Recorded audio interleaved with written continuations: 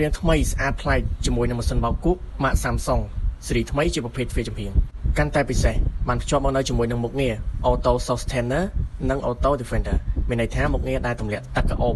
និងសាប៊ូ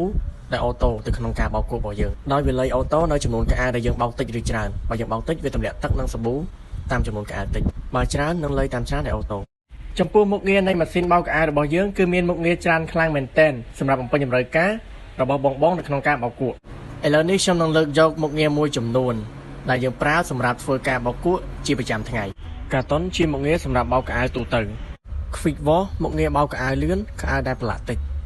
Tram Clean Plus មុខងារលាងសម្អាតធុងនិងលាងសម្អាតជុំវិញមាត់ធុង Rinse និង Spin មុខងារជំនះទឹកនិងពូតសម្ងួតសម្លៀកបំពាក់ Baby Care សម្រាប់បោកកៅអៅកូនក្មេង Chin សម្រាប់បោកកៅអៅក្រាស់ៗដូចជាខោកាបោជាដើម Wool ជាមុខងារសម្រាប់បោកកៅអៅរួមសត្វ ហើយ Chin Steam មុខងារបោកជាមួយទឹកក្តៅដែលអាចសម្លាប់មេរោគបានរហូតដល់ 99.99% Bedding សម្រាប់បោកភួយកម្រាលពូកឬសើមខ្នើយផ្សេងៗ Towel មុខងារសម្រាប់បោកកន្សែងពូកូ Delicate មុខងារបោកកៅអៅស្ដើងដែលងាយរហែក E-Cotton មុខងារបោកសន្សំចៃទឹកនិងភ្លើង Super Eco Wash មុខងារបោកសន្សំចៃភ្លើង Super Speed មុខងារសម្រាប់បោកសម្លៀកបំពាក់បានលឿន